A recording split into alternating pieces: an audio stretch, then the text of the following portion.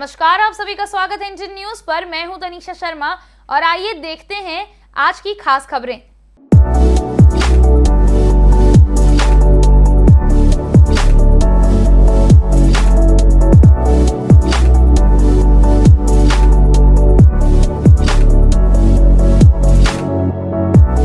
आयकर विभाग की अलग अलग टीमों ने आज स्टील कारोबारियों के यहां दबिश दी। आयकर टीम छत्तीसगढ़ के निर्माण TMT, Gravity Sponge and Power, घाकून स्टील और मारुति फेरो के प्लांट, कार्यालयों और संचालकों के घर छापा मारकर दस्तावेजों को खंगाल रही है। आज दूसरे दिन भी आईटी की टीमों ने ग्रेविटी फेरस और धनकुंड स्टील के संचालक धीरज सुराना, भवानी मोल्डर्स के सुनील अग्रवाल और निर्माण टीएमटी के संचालक राजेश के रायपुर, कोरबा, रायगढ़ सहित खरोरा में दबिश दी है। आईटी अधिकारियों ने कारोबारियों के मोबाइल जब्त कर लिए हैं और बाहरी लोगों की आवाजाही पर रोक लगाकर दस्तावेजों को बारीकी से खंगाल रहे हैं। धमतरी जिले के भूसरेंगा गांव के लोगों ने पटवारी पर चारागाह जमीन को बेचने का आरोप लगाया है। ग्रामीणों ने कलेक्ट्रेट पहुंचकर इस मामले की जांच कर पटवारी पर कार्रवाई करने की मांग की है। हम लोग मांग है सर कि चारागाह जमीन, समलाज चारागाह जमीन को रूपराम आसाराम बेच दिया है और वो सदा काल से हम 1919 का भी रिकॉर्ड निकलवाए, 1954-55 का भी रिकॉर्ड भूअधिकार अभिलेख निकलवाए, वहाँ भी समलाज है। अभी 2-3 साल में पटवारी से मिल करके पड़त जमीन को आज भी पड़त है और वृक्ष है। वन विभाग के द्वारा वहाँ मनरेगा के तहत वृक्षारोपण भी हुआ था 3 साल पहले, लेकिन आज उस जमीन को बेच दिया है कृषि भूमि बना करके, कूट रचना करके। तो दोषी अधिकारी के ऊपर सख्त से सख्त कार्रवाई हो, ये ग्राम वासी पूरा मांग कर रहे हैं सर। अवैध कब्जा जो किए कौन है, वो क्या सरपंच है? उस समलाज चारागाह में गांव का एक व्यक्ति है। पहले हम लोग साथ में चारागाह में था, बस्ती के साथ में समलाज चारागाह था, उसके साथ में व्यक्तिगत उसका कोई ज़मीन नहीं था। तो समलाज चारागाह को वो कूट रचना करके 3 साल पूर्व पटवारी से मिल करके वो अपना निजी ज़मीन बना लिया और आज भी वो पड़त भूमि है और अनेक वृक्ष लगा है और उसी में स्टाफ डैम बना है जिसमें ऋण पुस्तिका बना करके बेच दिया है। अधिकारी क्या बोले अभी आप लोगों को बताया? अधिकारी जब इश्तिहार आया सर, हमको पता चला कि रजिस्ट्री हुआ है करके, तो हमने आपत्ति दर्ज कराया इश्तिहार के माध्यम से। तो वहीं अभी हड़ताल चला था, तो फिर 12 तारीख को पेशी दी है। मामला क्या न्यायालय में? जी हाँ, तहसील न्यायालय में, नायब तहसीलदार कुरुद में न्यायालय चल रहा है अभी। अभी आपके कलेक्टर को तहसील कार्यालय में चल रहा है, यहाँ कलेक्टर साहब की भी ध्यान में ये बात डालना चाहते हैं कि ग्राम पंचायत अभी वर्तमान में प्रस्ताव पारित हुआ है कि उक्त जमीन पर पुनः वृक्षारोपण किया जाए। ग्राम पंचायत को कहा है कि आप आवश्यक कार्रवाई करें, जैसे ग्राम पंचायत से प्रस्ताव पारित करना, ग्राम सभा से प्रस्ताव पारित करना और उसके बाद हमको आवेदन दें। हम लोग पूरी उसमें आवश्यक पुलिस बल या राजस्व अमला होगा उपलब्ध कराएंगे और गांव वाले सब मिलकर उसको अतिक्रमण हटवाएंगे, ऐसा मैंने निर्देश उनको कहा है। साजा क्षेत्र की आंगनबाड़ी कार्यकर्ताओं ने महिला एवं बाल विकास कार्यक्रम अधिकारी से मुलाकात कर समस्याओं के समाधान के लिए आवेदन दिए। आंगनबाड़ी कार्यकर्ताओं की समस्याओं के जल्द निदान करने के लिए अधिकारी ने आश्वासन दिया। बेमेतरा जिला के साजा विधानसभा क्षेत्र की आंगनबाड़ी कार्यकर्ताओं ने जिला महिला एवं बाल विकास कार्यक्रम अधिकारी से मिलकर कार्यकर्ताओं और सहायिकाओं के रिक्त पदों पर भर्ती और जर्जर आंगनबाड़ी केंद्रों की मरम्मत करने के लिए आवेदन दिए। आंगनबाड़ी कार्यकर्ता जिला अध्यक्ष विद्या जैन ने जिला कार्यक्रम अधिकारी को बताया कि कार्यकर्ताओं को दूसरे आंगनबाड़ी केंद्रों का काम भी देखना पड़ रहा है। नांदघाट क्षेत्र की आंगनबाड़ी कार्यकर्ताओं को एरियर्स का भुगतान नहीं हुआ है। अधिकारी ने निरीक्षण कर उनकी मांगों की पूर्ति के लिए आश्वासन दिया है। रायगढ़ जिले की कलेक्टर रानू साहू ने सीवर और वाटर ट्रीटमेंट प्लांट का निरीक्षण कर वहां के पानी को कमर्शियल उपयोग में लाने योजना बनाने के निर्देश दिए हैं। इस दौरान कलेक्टर ने ट्रीटमेंट प्लांटों की कार्यप्रणाली की भी जानकारी ली। निरीक्षण के दौरान निगम के महापौर और तकनीकी अधिकारी भी मौजूद थे। कलेक्टर रानू साहू ने बाझीनपाली स्थित सीवर ट्रीटमेंट प्लांट और गोवर्धनपुर स्थित वाटर ट्रीटमेंट प्लांट का निरीक्षण कर उनकी कार्यप्रणाली के साथ कमांड व मॉनिटरिंग सेंटर का भी जायजा लिया। कलेक्टर ने निगम कमिश्नर और निगम के तकनीकी अधिकारियों को एसटीपी से निकलने वाले पानी का कमर्शियल उपयोग के लिए योजना बनाने के निर्देश दिए। भिलाई इस्पात संयंत्र में बीएमएस मान्यता के बाद अपने कर्मचारी साथियों का आभार जताने के लिए सेक्टर 1 मुर्गा चौक से आभार रैली निकाली गई, जिसमें बड़ी संख्या में कर्मचारियों ने अपनी उपस्थिति दिखाई। 19 साल में पहली बार राष्ट्रीय स्वयंसेवक संघ समर्थित भारतीय मजदूर संघ को मान्यता मिली है। इसके पूर्व तक 2 बार वामपंथी विचारधारा की सीटू और कांग्रेस समर्थित इंटक का 1 बार वर्चस्व रहा है। इसके पूर्व तक 35 वर्षों से इंटक अपने प्रतिनिधियों का चुनाव कर मान्यता में हुआ करती थी। पहली बार राष्ट्रीय स्वयंसेवक संघ समर्थित बीएमएस को मान्यता मिलने से भगवाधारियों में भारी उत्साह है। अब अगले 2 वर्षों तक यानी सन 2024 तक भिलाई इस्पात संयंत्र में कर्मचारियों को लेकर होने वाले सभी निर्णय बीएमएस की सहमति के बाद लागू किए जाएंगे। चुनाव में बीएमएस को कुल 11,612 मतों में से 3,584 मत मिले। यूनियन मान्यता प्राप्ति के बाद निकलने वाली यह विशाल रैली सेक्टर 1 मुर्गा चौक से दोपहर 1:30 बजे प्रारंभ होकर सेक्टर 2 में समाप्त हुई। इस रैली में बीएमएस के कार्यकारी अध्यक्ष चन्ना केशवलू, जनसंपर्क करने वालों में बीएमएस के अध्यक्ष आईपी मिश्रा, युवा वरिष्ठ कर्मियों के अलावा उनसे जुड़े सहयोगी संगठन शामिल रहे। मान्यता प्राप्ति के बाद विभिन्न विभागों में जश्न का सिलसिला जारी है। पदाधिकारियों द्वारा अपने साथी कर्मियों को बैंड बाजा के साथ मिठाई खिलाकर धन्यवाद दिया गया। बीएमएस की जीत के बाद सभी कर्मचारियों में एक आशा का संचार हुआ है और अपेक्षाएं बढ़ी हैं। भिलाई यूनियन इलेक्शन की वजह हमारे साथ है चिन्ना केशवलू कहर। कैसा लग रहा है जीत कर आपको? जीतकर बहुत खुशी हो रही है। बहुत लंबे समय पर भिलाई इस्पात संयंत्र में भगवाकरण हुआ है और बीएमएस की जीत हुई है। इसमें पूरा भिलाई और भिलाई इस्पात संयंत्र के सारे कर्मचारी खुशी मना रहे हैं। एक ऐतिहासिक माहौल है ये। पूरे भारत में पहली बार इतने बड़े स्टील प्लांट में बीएमएस का कब्जा हुआ है। ये एक ऐतिहासिक जीत है। मैं जीत का श्रेय हमारे भिलाई के कर्मचारी भाइयों को देता हूँ। आपके जीत के बाद जो कर्मचारियों को क्या फायदा होगा? कर्मचारियों को जो भी उनके हितों की रक्षा करेंगे हम, जो लाभ हो सकेगा वो केंद्र से लेकर लोकल मैनेजमेंट तक सारा लाभ दिलाने का प्रयास करेंगे। 30 जुलाई को जो है यूनियन के मान्यता का चुनाव हुआ है और भिलाई इस्पात मजदूर संघ को भिलाई इस्पात संयंत्र के कर्मियों ने जो है बहुमत से मतदान किया है और भिलाई इस्पात मजदूर संघ 1 नंबर पे जीती है। मैं अभी यही बोलना चाहूँगा कि पिछले कई वर्षों से सीटू और इंटक यूनियन थी और वो जो है श्रमिकों का भला नहीं कर पा रही थी। जैसे कि जो वेतन समझौता का मुद्दा है, ग्रेजुएटी सीलिंग का मुद्दा है, हमारे जो वेतन समझौते को लेकर के जो है आंदोलन हुआ था उसमें 14 कर्मचारियों के खिलाफ कार्रवाई हुई थी। 3 हमारे साथियों का ट्रांसफ़र हुआ है। इन सभी चीज़ों को लेकर जो है जो यूनियन थी सत्ता में वो कुछ नहीं कर पा रही थी और जिस तरीके से बीएमएस ने एनजीएससीएस में ट्रांसफ़र के मुद्दे को और वेज रिविजन के मुद्दे को उठाया है, उसको देख करके जो है भिलाई स्टील प्लांट के सभी कर्मचारी और युवा साथी का बीएमएस के प्रति विश्वास बढ़ा है और इसलिए सभी साथियों ने हम लोग को जिताया है। और मैं सभी साथियों को बहुत बहुत बधाई देना चाहता हूं और ये विश्वास दिलाना चाहता हूं कि भिलाई इस्पात मजदूर संघ का जो भी संकल्प है वो भिलाई इस्पात संयंत्र जो है मजबूती के साथ जो है उस संकल्प को जो है पूरा करेगी। धन्यवाद। वक्त हो चला है एक ब्रेक का। ब्रेक के बाद भी खबरों का सिलसिला यूं ही बने रहेगा। आप भी बने रहिए इंडियन न्यूज के साथ।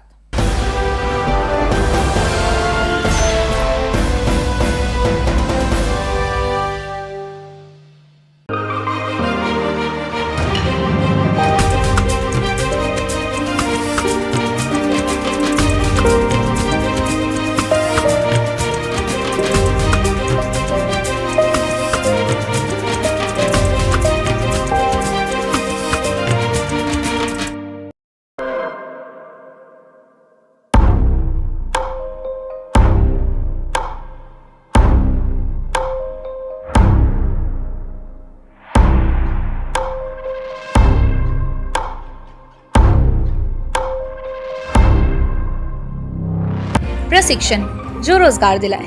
Computer hardware, mobile servicing course, electronical course, electronics course, refrigeration, air conditioning course, छात्रावास की सुविधा। Indu technical institute, T market power house, जिला दुर्ग, छत्तीसगढ़। Mobile number 9827194279, 74156744157। ये है इंदु ब्रॉडकास्टिंग प्राइवेट लिमिटेड और आप देख रहे हैं इंडियन न्यूज, हर पल, हर क्षण, हर सच।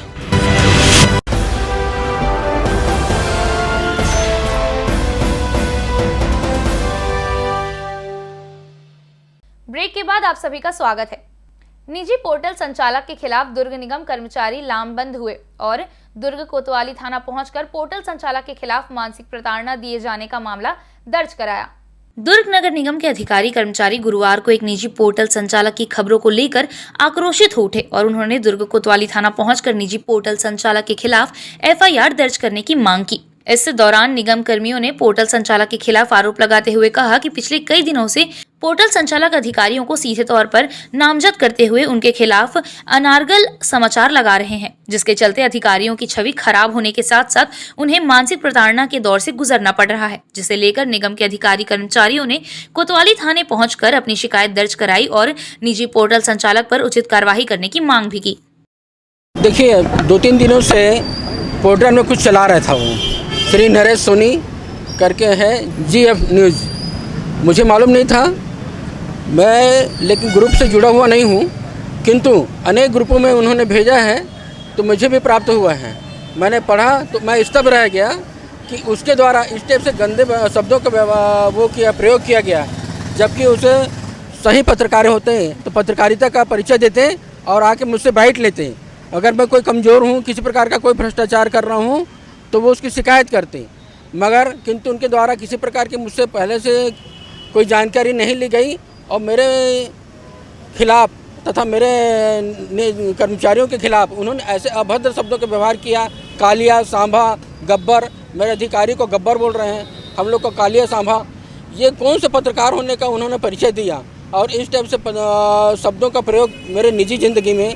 मैं सामाजिक रूप से जुड़ा हुआ हूँ, कार्य में इतना मैं प्रमुख पद में हूँ, 39 साल हो गए मेरे को नौकरी करते। आज तक कभी किसी पत्रकार द्वारा या किसी कर्मचारी द्वारा इस टाइप से नहीं कहा गया। मैं बहुत ज़्यादा आहत हूँ और मानसिक रूप से प्रताड़ित हूँ कि मुझे सामाजिक रूप में भी जवाब देना पड़ रहा है। लोगों के द्वारा मार्केट में सब मेरे से चिर परिचित लोग पूछ रहे हैं कि यार ये किस टाइप की भाषा का प्रयोग, ये कौन है, आपके खिलाफ़ क्यों कर रहे हैं करके, जबकि मुझे आगाह करना था कि मैं क्या गलत हूँ, क्या परिचय हूँ। मेरा इसी प्रदर्शन न करते हुए मुझे अपमानित करने का और नीचा दिखाने की कोशिश की गई है। इस पत्रकारिता के माध्यम से इनके द्वारा मैं चाहता हूँ कि मेरे प्रति जो अभद्र व्यवहार किया गया, मतलब शब्दों का प्रयोग किया गया है, मैं चाहता हूँ कि उनके ऊपर कड़ी से कड़ी कार्रवाई हो और इस टाइप से जो शब्दों का प्रयोग किया गया है उसकी मैं तथा मेरे पूरे कर्मचारी संघ के अधिकारी कर्मचारी जो हैं वो निंदा करते हैं। वेब पोर्टल एक GF वेब पोर्टल के विरुद्ध में इन्होंने एक आवेदन अभी थाने में दिया है। इसमें संबंधित जो वेब पोर्टल के ऑनर है उनके ऊपर में उन्होंने आरोप लगाए हैं कि उन्होंने उनके विरुद्ध में कुछ अभद्र टिप्पणियां की हैं। इस संबंध में जांच की जा रही है, जांच पश्चात कार्रवाई की जाएगी। अंबिकापुर के मेडिकल कॉलेज में सफल मोतियाबिंद ऑपरेशन से अब मासूम अपनी आंखों से दुनिया देख सकेगा। ग्रामीणों व सरपंच की मदद से मेडिकल कॉलेज हॉस्पिटल में भर्ती 4 वर्षीय बच्चे का ऑपरेशन डॉक्टरों व पैरामेडिकल की टीम ने सफलतापूर्वक कर लिया है। आंखें हैं तो पूरी दुनिया है, इसके बिना पूरा जीवन अधूरा है। अंबिकापुर मेडिकल कॉलेज हॉस्पिटल के चिकित्सकों ने अपनी सफलता में एक नया अध्याय जोड़ते हुए एक मासूम को नई जिंदगी दी है। अंबिकापुर मेडिकल कॉलेज में जब अत्याधुनिक चिकित्सा उपकरणों से जटिल बीमारियों का उपचार हो पाना संभव हुआ है। बीते दिनों मोतियाबिंद से ग्रसित एक 4 वर्षीय बच्चे को सरपंच व ग्रामीणों की मदद से मेडिकल कॉलेज हॉस्पिटल में भर्ती कराया गया था, जहां चिकित्सकों की टीम ने उसका सफल ऑपरेशन किया। अब वह बच्चा स्वस्थ होकर अपनी आंखों से सभी को पहचान रहा है। बच्चे के परिजन व सरपंच ने सफल ऑपरेशन के लिए मेडिकल टीम का आभार माना है। मतलब कि कहते हैं मोतियाबिंद तो कैसे करत रही? तो टमरत रही, दी देखते थे, गिर जात रही। तो फिर कहाँ लाए? हॉस्पिटल। अच्छा, तो क्या हुई फिर? यहाँ ना आए थे तो डॉक्टर मन देखे थे, ऑपरेशन हुई कहीं तो बाद में भर्ती हुई से। ऑपरेशन फिर हुई? हाँ। तो कौन कौन के? यही यहाँ है तो डॉक्टर में, यहाँ के सब डॉक्टर में। हाँ। अब क्या होते तेरे बच्चा के साथ? वो देखा थे पंखा मन के मतलब कि खेल हूँ कहीं के खैर देखे है। अच्छा। हाँ। हमारे मेडिकल कॉलेज में 4 साल के बच्चे का मोतियाबिंद का ऑपरेशन किया गया, जो जन्मजात मोतियाबिंद से ग्रसित था, तो जिसका सफल ऑपरेशन किया गया हमारी टीम के द्वारा। तो अभी बच्चा देख पा रहा है? बच्चा बहुत अच्छे से देख पा रहा है, खुद खाना खा पा रहा है, भाग दौड़ कर पा रहा है, खेल रहा है। जी, 4 साल के बच्चे का मोतियाबिंद का ये पहला ऑपरेशन है और सफल ऑपरेशन है हमारा। इनके लिए मैं संदेश देना चाहूँगी कि सब जागरूक बने। छोटे बच्चों का जो देख नहीं पा रहे हैं तो उनका इलाज के लिए वो लोग हॉस्पिटल आएँ और यहाँ पे हम लोग डायग्नोसिस करेंगे, जांच के द्वारा जांच करेंगे और जो मोतियाबिंद के केस हैं या ऑपरेशन के लायक हैं तो उन लोगों को हम मेडिकल कॉलेज में ऑपरेशन की सुविधा देंगे और ऑपरेशन करेंगे और छोटे बच्चों को हम दृष्टि देंगे। यहाँ अभी मेडिकल कॉलेज के नेत्र विभाग में प्रयास नाम का ये बच्चा जो अभी 4 साल का हो गया है, यहाँ जन्म से न दिखने की शिकायत के साथ यहाँ पर आया था और जांच करने पर हमने पाया कि उसके दोनों आँखों में जन्मवती मोतियाबिंद है। पूर्ण जांच करने के बाद उसको मोतियाबिंद के ऑपरेशन की सलाह दी गई। पहले इस अंचल में क्योंकि पूर्ण निश्चेतना का सुविधा उपलब्ध नहीं था, इसलिए इस तरह के ऑपरेशन नहीं हो पाते थे। लेकिन हमारे यहाँ डीन सर, डॉक्टर रमनेश मूर्ति सर और हमारे MS doctor Lakhan Singh sir के अथक प्रयासों से यहाँ पर निश्चेतना सुविधा उपलब्ध होने की वजह से उसका ऑपरेशन हमने पूर्ण निश्चेतना में मोतियाबिंद को हटाकर उसमें लेंस प्रत्यारोपित कर दिया है, जिससे अब वो इस संसार को अच्छी भली भांति देख सकेगा। सर, जन्मजात जैसे बता रहे हैं तो इससे पहले भी इस तरह के ऑपरेशन हो चुके हैं या ये पहला? नहीं, यहाँ जब ऐसे पहले निश्चेतना की सुविधा उपलब्ध नहीं थी तो ऐसे केसेस को हम रायपुर रेफ़र कर देते थे और वहाँ पर इनका ऑपरेशन होता था। और यहाँ ये सुविधा उपलब्ध होने से अभी ऑपरेशन यहाँ पर अच्छी तरह से सर्व सुविधा के साथ किया जा सकता है। मध्य प्रदेश के ग्वालियर रेलवे स्टेशन पर शासकीय रेलवे पुलिस और रेलवे पुलिस फोर्स ने अपने संयुक्त जांच के दौरान एक व्यापारी से भारी मात्रा में सोना बरामद किया है। रेलवे पुलिस व्यापारी को गिरफ्तार कर पूछताछ में जुटी है। शासकीय रेलवे पुलिस और रेलवे पुलिस फोर्स ने ग्वालियर रेलवे स्टेशन पर जांच के वक्त दिल्ली के व्यापारी अभिजीत से 2 किलो सोना बरामद किया है, जिसकी बाजार कीमत 1 करोड़ रुपए बताई जा रही है। व्यापारी खुद के सोना होने का वैध दस्तावेज प्रस्तुत नहीं कर सका। रेलवे पुलिस ने भारी मात्रा में मिले सोने को लेकर तस्करी करने का अंदेशा जताया है। फिलहाल रेलवे पुलिस व्यापारी को गिरफ्तार कर पूछताछ में जुट गई है। ये आरपीएफ जीआरपीएफ को एक मुखबिर सूचना मिली थी, जिसके माध्यम से एक दिल्ली का एक व्यापारी था अभिजीत करके नाम वाला, उसके साथ में और एक था, उसके मुखबिर के आधार पर रेलवे प्लेटफॉर्म पे ग्वालियर में पकड़ा गया है। जिसके पास चेक करने पर लगभग 2 किलो सोना बरामद हुआ है। उसमें उसका जीएसटी बिल वगैरह नहीं है अभी तक, जिसकी वैधानिक कार्रवाई है तो जीएसटी अधिकारियों को संपर्क किया गया है और वो आ रहे हैं, वैधानिक कार्रवाई की जाएगी। पूछताछ में कहाँ से आए, दिल्ली से आए थे, यहाँ पर किसी को सैंपल दिखाने जा रहे थे, वो दिखा नहीं पाए हैं और आगे की पूछताछ जारी है। अभिजीत और एक बंकर है, दोनों दिल्ली के रहने वाले हैं। ये करोल बाग। दुर्ग शिवनाथ नदी में गुरुवार की सुबह 2 अलग-अलग स्थानों पर 2 युवकों के शव मिले हैं। दुर्ग कोतवाली थाना व पुलगांव पुलिस ने इस मामले में मर्ग कायम कर विवेचना प्रारंभ कर दी है। दुर्ग शिवनाथ नदी में गुरुवार की सुबह 2 अलग-अलग स्थानों पर 2 युवकों के शव मिले हैं, जिसकी सूचना ग्राम पीपरछेड़ी के निवासियों ने पुलिस को दी, जिसके बाद एसडीआरएफ की मदद से शिवनाथ नदी से दोनों युवकों के शव को बाहर निकाला गया, जिनकी पहचान कर ली गई है। दुर्ग कोतवाली थाना पुलिस से प्राप्त जानकारी के अनुसार एक युवक की पहचान राजनांदगांव निवासी ऋषभ सिंगल के रूप में की गई, वहीं दूसरा युवा ग्राम हसदा निवासी प्रीतम साहू है। पुलिस ने दोनों ही युवकों के शव को दुर्ग जिला अस्पताल पोस्टमार्टम के लिए पहुंचाया है। फिलहाल युवकों की मौत कैसे हुई इसका कारण स्पष्ट नहीं हो पाया है। प्रथम दृष्टया पुलिस इसे आत्महत्या से जोड़कर देख रही है। कल देर रात सूचना मिली है कि वहाँ पर नदी में किसी ने कूदकर सुसाइड किया करके, जिसमें सुबह जो है डीआरएफ और लोकल मछुआरों की मदद से वहाँ पर पतासाजी किया गया, जिसमें एक शव बरामद हुआ है, जिसमें शव का मृतक का नाम जो है ऋषभ सिंगल करके है और राजनांदगांव का निवासी है और पारिवारिक कारणों से उसने जो है कूदकर आत्महत्या की है। अभी तक की जानकारी भी ये पता चला है। अभी तो इन्वेस्टिगेशन का विषय है, इसके बाकी चीज़ें बाद में क्लियर होंगी। जांजगीर जिले के पामगढ़ इलाके में आकाशीय बिजली गिरने से 3 महिलाएं झुलस गई। झुलसी महिलाओं में 2 की मौके पर ही मौत हो गई, एक को गंभीर हालत में नजदीकी अस्पताल में भर्ती कराया गया है। इस बुलेटिन में इतना ही। हम फिर मिलेंगे आपसे हर पल, हर क्षण, हर सच के साथ। नमस्कार।